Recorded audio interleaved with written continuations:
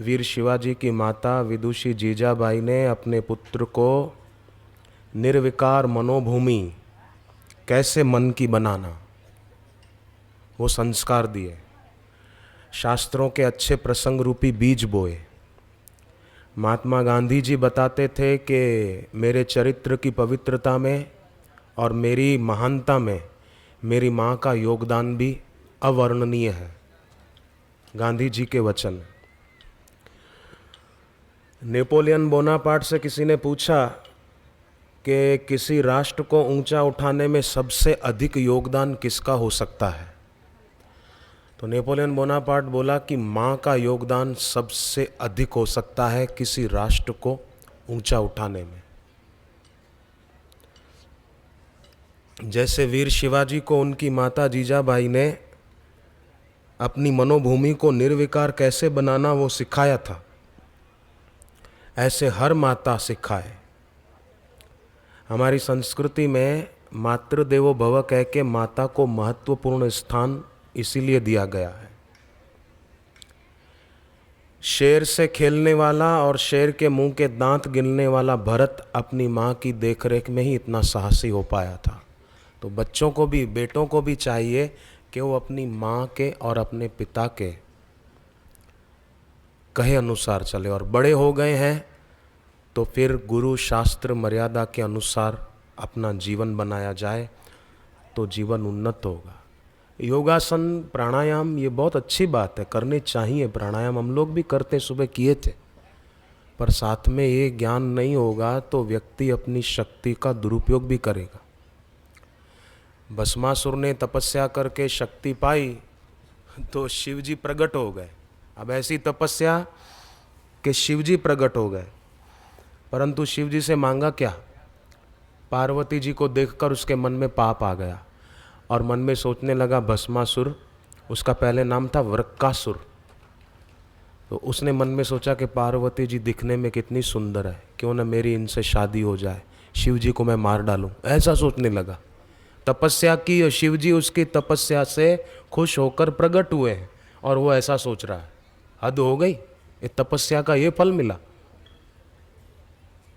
तपस्या करने से शक्ति मिलती है पर वासना नष्ट नहीं होती।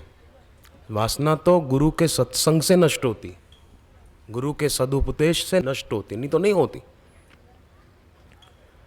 और शिव जी से वरदान मांगा कि मैं जिसके सिर पे हाथ रखूं वो भस्म हो जाए। शिव जी भोलानाथ है, कह दिया तथास्तु, ऐसा ही होगा। तो वो शिव जी के पीछे ही पड़ा कि मैं इनके सिर पे हाथ रख दूं, ये भस्म हो जाए, फिर पार्वती जी की शादी मेरे से हो जाएगी। ऐसा सोच के शिव जी के पीछे पड़ गया। और शिव जी आगे, वो पीछे, शिव जी भागते जाए, ये तो मेरे सिर पे हाथ रखेगा। फिर विष्णु भगवान एक ब्रह्मचारी का रूप लेकर आ गए और कहा कि अरे वो शिव जी तो ऐसे ही है, उनकी बातें कभी सच होगी क्या? तू कहाँ उनकी बातों में आ गया? उन्होंने तुझे वरदान दिया कि जिसके सिर पे तू हाथ रखेगा वो भस्म हो जाएगा। ये झूठी बात है, तू अपने सिर पर हाथ रख कर देख, देख भस्म होता है। तो वासना के आवेग में अंधा हुआ वो वृक्कासुर, उसने ये नहीं सोचा कि मेरे सिर पे हाथ रखूंगा तो भस्म हो जाऊंगा। भगवान विष्णु ने कहा अरे झूठी बात है, तू कहाँ इन बातों में आ गया, हाथ रख कर देख सिर पे, देख देख क्या होता है। तो उसने जो ही अपने सिर पे हाथ रखा खुद ही भस्म हो गया। तो वासना के आवेग में अंधा हुआ व्यक्ति अपना भला किसमें है वो सोच नहीं पाता। पर अगर माताएं, बहनें, स्कूल कॉलेज में पढ़ने वाली कन्याएं सजाग हो जाएं तो बहुत कुछ हो सकता है। सुकन्या की शादी हुई थी च्यवन ऋषि से। तो च्यवन ऋषि की दोनों आंखें सुकन्या की भूल के कारण चली गई थी, आंखों की रोशनी। तो सुकन्या ने क्या किया, सूर्य भगवान के बेटे अश्विनी कुमारों को बुलाया अपने तपस्या के बल से। सूर्य नारायण के बेटों को बुलवाया जो देवताओं के वैद्य माने जाते हैं, उनको बुलाया। उन्होंने पूछा क्या बात है देवी, हमें क्यों बुलाया? तो सुकन्या कहती है मेरे पति की दोनों आंखें ठीक कर दो। हद हो गई। सुकन्या हमारे भारत देश की एक कन्या, देवताओं के वैद्य अश्विनी कुमार को बुला दिया। सावित्री के पति की मृत्यु हो गई और यमराज उसके पति के प्राण लेकर जा रहे थे। तो सावित्री ने ऐसा तप किया था गुरु का आदेश पाकर, नारद जी सावित्री के गुरु, ये देवी भागवत में कथा आती है। तो सावित्री ने यमराज से संवाद किया, बातचीत की। तो यमराज उसकी बातों से प्रभावित हो गए। भारत भूमि की, मृत्यु लोक की रहने वाली एक बेटी, एक कन्या, उसने बातचीत की यमराज से, तो यमराज प्रभावित हो गए और कहा कि वरदान मांगो। तो सावित्री कहती है मेरे ससुर की वंश परंपरा चलती रहे। यमराज ने कहा ऐसा ही होगा, जाओ। तो सावित्री ने कहा मैं जाऊं कैसे, मेरे ससुर के एक ही बेटे हैं और वो मेरे पति हैं और आप उनको ले जा रहे हो, मेरे पति लौटाओ। आखिर यमराज को हार माननी पड़ी और उसके पति के प्राण लौटा दिए। तो ये हमारे देश की कन्याएं हुई जिन्होंने देवताओं को भी अपनी मदद करने के लिए मजबूर कर दिया था। हमारे देश की बेटियां, उसी भारत भूमि में आप सब बहनों का जन्म हुआ है, आप सब कन्याओं का जन्म हुआ है। परीक्षा में अच्छे नंबरों से पास होना ये तो बहुत साधारण है, इसमें कोई मेहनत करने की जरूरत नहीं है, वो तो हो ही जाएंगे। पर देश के लिए भी, संस्कृति के लिए भी कुछ कर जाए। राजस्थान में चित्तौड़ है, चित्तौड़गढ़।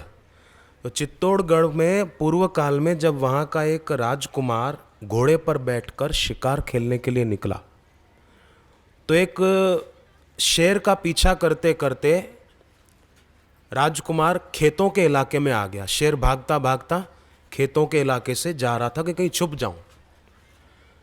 तो खेत में फसल तैयार हो गई थी, घोड़े को दौड़ाने से खेत की फसल खराब हो रही थी। तो किसान की एक बेटी थी 18-19 साल की, उसने राजकुमार को आवाज़ दी, राजकुमार आपके घोड़े को दौड़ाने से हमारा खेत खराब हो रहा है, आप हमारे खेत को खराब मत कीजिए, राजा हैं तो क्या हो गया। तो राजकुमार ने कहा मेरा शिकार चला जाएगा शेर, इसलिए मैं घोड़े को दौड़ा रहा हूँ। तो किसान की बेटी क्या कहती है, तुमको शेर चाहिए ना, मैं पकड़ के ला देती हूँ अभी, तो खेत खराब मत कर, वहीं खड़ा रहे। 19 साल की लड़की गई और शेर से मल्ल युद्ध किया, शेर का जबड़ा पकड़ के चीर दिया और ला दिया कि ले, खेत खराब मत कर।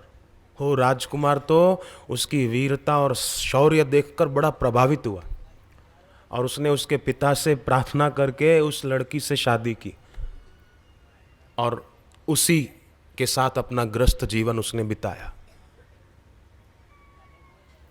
तो बहनों में शक्ति है। हम लोग माता की उपासना में, पूजा में जो श्लोक बोलते हैं, या देवी सर्वभूतेषु मातृरूपेण संस्थिता, तो बहनें अपना खूब योगदान दे सकती हैं। आदिकाल से लेकर अद्य काल तक भारत की महिलाओं ने देश को अमूल्य रत्न दिए हैं। बड़ी बड़ी हस्तियां, उनको जन्म देने वाली भारत की माताएं तो थी। महाराणा प्रताप का नाम आपने सुना है, वीर महाराणा प्रताप। उनके पिताजी बड़े कायर थे, पहले हार गए थे मुगलों से और जंगल में जाकर छुप गए थे। तो वहाँ उनकी पत्नी ने ये महाराणा प्रताप को जंगल में जन्म दिया और उनको ऐसे वीरता भरे, संस्कार भरे, देशभक्ति के संस्कार भरे कि वो महाराणा प्रताप इतने वीर हो गए। पर बहनें सत्संग के अभाव में, कुसंग के प्रभाव में बेचारी उलझ जाती है, फैशन में और चरित्रहीन लड़कियों के संग में अपना पतन कर देती है। परंतु अगर बहनें ठान लें सीता जी की तरह, बहनें अगर ठान लें तो सीता जी की तरह। मैं आपको सीता जी की एक बात बताऊं, आपने शायद नहीं सुनी होगी। सीता जी जब छोटी थी ना, मैंने सुन रही ना सब, हाँ, सीता जी जब छोटी थी ना, आपकी उम्र की, जो विद्यार्थिनी कन्याएं बैठी हैं, तब क्या हुआ था कि राजा जनक के पास धनुष था, शिव धनुष। तो वो ऐसा भारी था कि कई हाथियों से उसको बांधकर धनुष को खिंचवाया था, इतना भारी था, कई हाथी उसको खींच रहे थे। तो वो एक जगह महल में रखवा दिया था। तो सीता जी एक दिन, कोई पर्व था तो सफाई करवानी थी, तो जैसे घर बड़ा हो तो घर की मुख्य महिलाएं वो भले नौकर काम करते हैं पर बहनें भी देख रेख तो रखती है ना, भाई ये जरा ठीक करो, ये ठीक करो, ये ठीक। तो सीता जी भी थी। तो वो धनुष जो पड़ा हुआ था ना भारी भरकम, वो सफाई करने वालों से उठ ही नहीं रहा था। तो सीता जी ने कहा कि अरे तुमसे ये धनुष नहीं उठता, इतने सारे लोगों से, हटो परे हटो। सब लगे हुए थे पहलवान पहलवान, सबको परे हटाया और अकेली सीता जी ने वो धनुष उठा के एक तरफ रख दिया। बोले अब इधर सफाई कर दो। वो सब देखते ही रह गए, हम इतने मोटे ताजे पहलवान रह गए और सीता इस कन्या ने, तब तो सीता जी छोटी थी, कन्या ने धनुष अकेले उठा के उधर रख दिया। कमाल है, कमाल है, कमाल है। सबने जाकर राजा जनक को ये बात बताई। तो राजा जनक समझ गए कि कई हाथियों से बांधकर जो धनुष खिंचवाया था पहलवान लोग सफाई के लिए उठा नहीं सके और मेरी बेटी सीता ने उठा दिया। ये कोई साधारण बेटी नहीं है, ये लगता है साक्षात आद्य शक्ति है। और फिर इसका विवाह तो बोले किसी समर्थ से ही करना होगा। इसलिए जनक राजा ने शर्त रखी थी कि धनुष को जो तोड़ेगा उसी के साथ सीता का विवाह होगा। बचपन में जनक राजा ने घटना देखी, सीता जी ने बचपन में ऐसा कर दिया। और आजकल कई चूहा देखकर ही डर जाए, चूहा है, चूहा है, छिपकली देखकर डर जाए।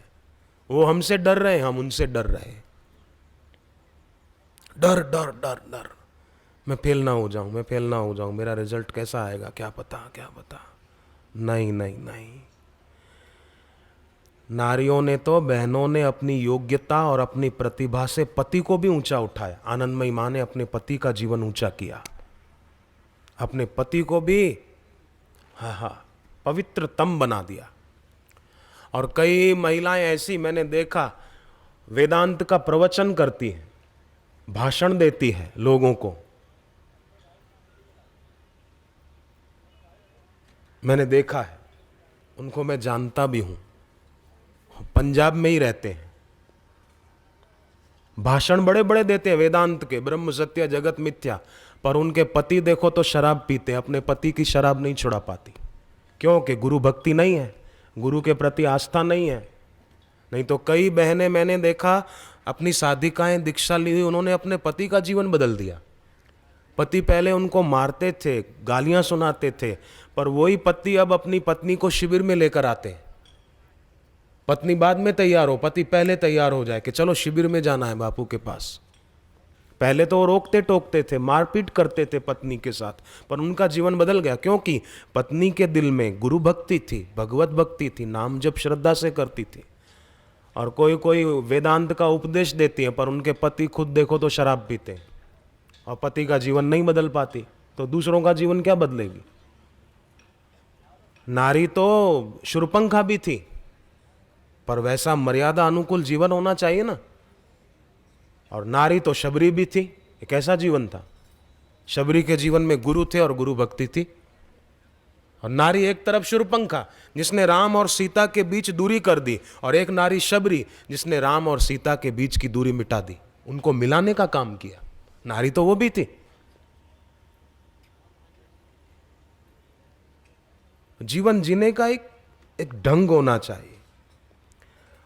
मंदोदरी रावण को कहती है, कंत करश हरि सन परिहरहु, मोर कहा अति हित हिय धरहु, जो आपन चाहो कल्याणा, सुजस सुमति शुभ गति सुख नाना, सो पर नार लीलार गोसाई, तजऊ चौथ के चांद की नाई। ये मंदोदरी कहती है रावण को, पतिदेव अगर आप सुख चाहते हो, अगर आप शांति चाहते हो, अगर आप यश और कीर्ति चाहते हो, तो पर नारी को ऐसे त्याग दो जैसे चौथ के चांद का लोग त्याग कर देते हैं। गणेश चतुर्थी के चौथ का चांद नहीं देखते हैं ना, निषेध किया गया है उसका। तो मंदोदरी भी कहती है, देखो ये शास्त्र की बात, जैसे चौथ के चांद को लोग त्याग देते हैं, ऐसे पराई स्त्री को आप त्याग दो, उसके प्रति ऐसी नजर मत रखो। अगर अपनी शुभ गति चाहते हो तो जो अपना चाहो कल्याणा, सुजस सुमति, सुयश चाहते हो, सुमति चाहते हो, शुभ गति चाहते हो मरने के बाद, और जीते जी सुख चाहते हो, तो सो पर नारी को लीलार गुसाई, तजऊ चौथ के चांद की नाई। परंतु रावण ने बात नहीं मानी।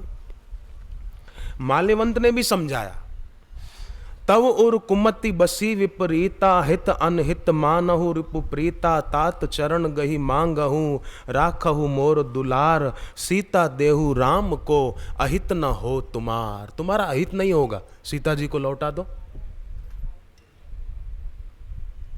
तो ये शास्त्र की बातें हम भाइयों को और बहनों को प्रेरणा देती है कि कैसा जीवन जीना चाहिए।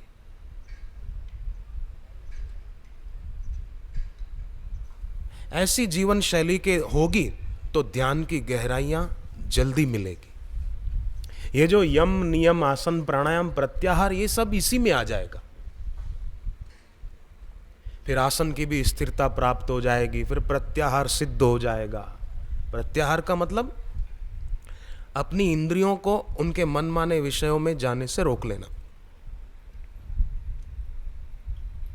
फिल्म वाले गाते हैं दम मारो दम मिट जाए गम, तो वो सिगरेट का दम लगाते हैं। यहाँ कोई अफीम चरस का दम लगाते हैं कि दम मारो दम मिट जाए गम, गम बढ़ जाएगा।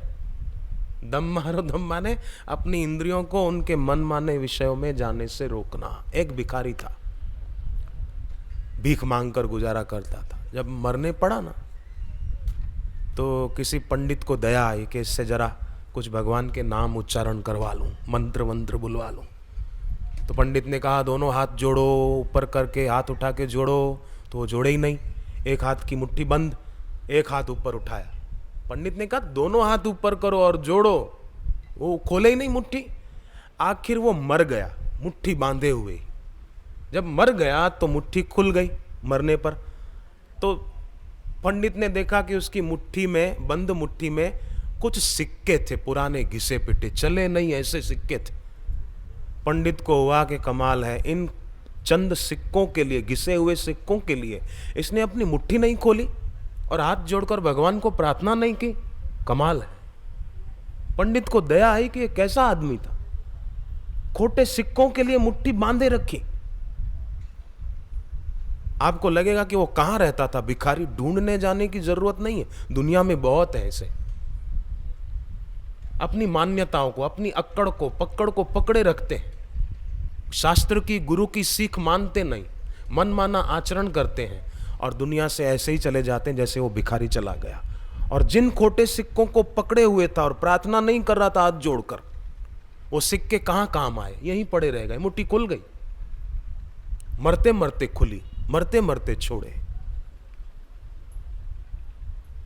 बुद्धिमान वो है जो जीते जी इनकी आसक्ति छोड़कर आगे बढ़े, हिम्मत करे। गुरु वशिष्ठ जी की भक्ति से शची इतनी महान हो गई कि देवताओं के राजा इंद्र से उसकी शादी हुई। शची जो इंद्र की पत्नी थी ना बहनों, वो वशिष्ठ जी की शिष्या थी और अपने गुरु वशिष्ठ जी के प्रति इतनी आदर बुद्धि थी, इतनी भक्ति भावना थी कि शची की शादी देवताओं के राजा इंद्र के साथ हुई। आजकल तो फिल्में देखकर कॉलेज में ही कोई आवारा लड़का हो तो उसके प्रति आकर्षित हो जाए, हाँ, आपका फ़ोन नंबर मेरे को देना, कोई इतना ही बोले अच्छा ये मेरे को बहुत प्यार करता है। खाक प्यार करता है। कोई आपको बोले ना मैं आपको बहुत प्यार करता हूं, समझना धोखेबाज है, नंबर 1 का, एक नंबर का दगाबाज है। जो अपने को प्यार नहीं करता वो दूसरे को क्या खाक प्यार करेगा। और जो अपने को प्यार करता है वो कभी किसी का रूप देखकर बोल नहीं सकता कि मैं तुमको प्यार करता हूं, मैं तेरे बिना जी नहीं सकता। वो तो ईश्वर को बोलेगा, हे भगवान मैं आपके बिना जी नहीं सकता, आप हैं तो मेरी धड़कन चलती है, आप हैं तो मेरा खाया हुआ अन्न पचता है, आप हैं तो मैं सुबह नींद में से उठ पाता हूं। वो ऐसा बोलेगा। वो अपने गुरु के चरणों में प्रीति करेगा, किसी के शरीर में नहीं। हम आपके बिना जी नहीं सकते, आपका फ़ोन नंबर हो तो मेरे को दीजिए। एक लड़की ने मेरे को बोला, सूरत के तरफ, सूरत के पास एक गांव है, वहाँ हमारा सत्संग था। बोले एक लड़का मेरे को बहुत फ़ोन करता है, बोलता है तू अगर मेरे से दोस्ती नहीं करेगी तो मैं अपना सिर पछाड़ के मर जाऊंगा। मैंने कहा तू उसको फ़ोन कर, जल्दी सिर पछाड़, आज ही मर जा। मैं तेरे लिए गीता पाठ कर लूंगी 7वां अध्याय कि भगवान उसकी सदगति हो जाए। कोई, मैंने कहा बहन, फिर उसने उससे बात ही नहीं की। उस लड़के की फिर शादी हो गई उसी की जाति के लड़के के साथ, विधिवत जैसे होती है। वो कन्या अभी सुखी है। अभी सूरत में मैं जाता हूँ, वो अपने पति के साथ आती है। मैं उसके पति के सामने नहीं बोलता, पर कभी कभी अकेले मिलते तो बोलता हूं कि वो कहाँ गया सिर पीटने वाला। मैं मर जाऊंगा, दीवार से सिर पछाड़ के मर जाऊंगा, तू मेरे से परिचय बढ़ा, मैं तेरे बिना नहीं जी सकूंगा। ये झूठी बातें हैं, दगाबाजी की बातें हैं। ईश्वर के बिना नहीं जी सकते बस, बाकी सब के बिना सब जी सकते हैं। इसलिए सावधान। कैसी गुरु वशिष्ठ जी के प्रति भक्ति शची की कि शादी हुई तो इंद्र देवता से शादी हुई।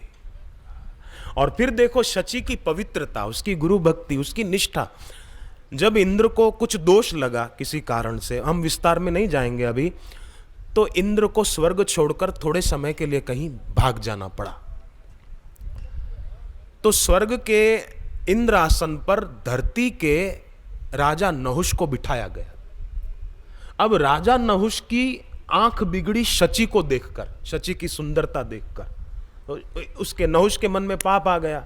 तो उसने कहा कि मैं इंद्र के आसन पर बैठा हूं तो इंद्र की पत्नी पर भी मेरा अधिकार है। उसकी बुद्धि बिगड़ी। तो फिर उन्होंने अपने गुरु की सलाह ली कि गुरुदेव मैं क्या करूं। गुरु ने सीख दी और उससे शची ने अपने शील की रक्षा कर ली और नहुष को भी सजा मिल गई। ऐसी कथा आती है। तो जिसके दिल में सचमुच में भक्ति है, सचमुच, वो आप तो ऊंचा उठेगा, अपने कुल को भी तार लेगा। और आजकल तो मैं बताऊं भाई लोग, आप बुरा मत मानना, मैं किसी भाई को उलाना नहीं देना चाहता हूं, परंतु बेटी होती है ना, बेटी जो सचमुच सदाचारणी सुलक्षणी बेटी है, वो अपने माँ बाप का जितना भला कर सकती है ना, उतना बेटा भी नहीं कर सकता। हाँ, मैं कोई बहनों को खुश करने के लिए नहीं बोल रहा हूं, सच्ची बात बोल रहा हूं। बेटी की शादी हो गई, हाँ, बेटी गई ससुराल, अपने ससुराल में है बेटी। अब यहां बेटे की शादी हो गई, इसकी पत्नी आई और इसने अपनी पत्नी के कहे में आकर माँ बाप का अपमान शुरू कर दिया। यहाँ माँ बाप को पूछता नहीं है, उनका आदर नहीं करता, और उसकी पत्नी इसके सामने उसके माँ बाप को खरी खोटी सुना देती है और ये चुप्पी साध लेता है, चुप्पी तोड़ता नहीं है।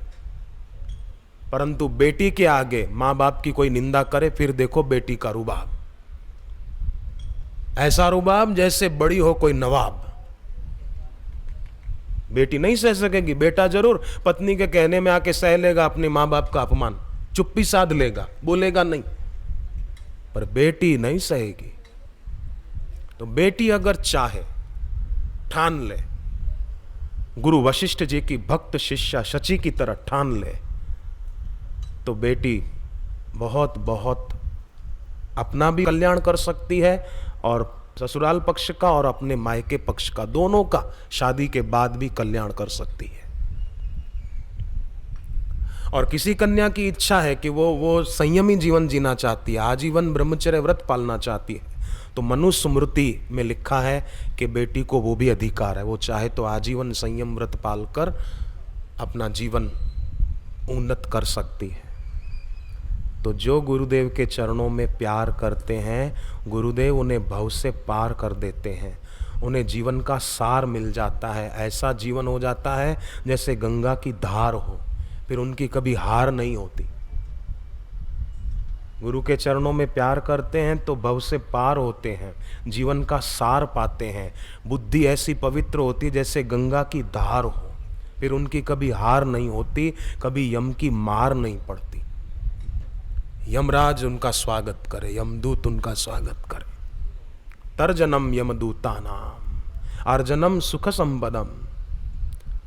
तो गुरुदेव हमारे जीवन में शक्ति का अर्जन करते हैं, तन मन और प्राणों का परिमार्जन करते हैं, हमारे जीवन से बुराइयों का वर्जन करते हैं, प्रत्येक साधक में गुणों का सर्जन करते हैं। इसलिए तो हम उन्हें अपना सब कुछ अर्पण करते हैं। आरती में नहीं गाते, तन मन धन सब है तेरा स्वामी, सब कुछ है तेरा, तेरा तुझको अर्पण क्या लागे मेरा।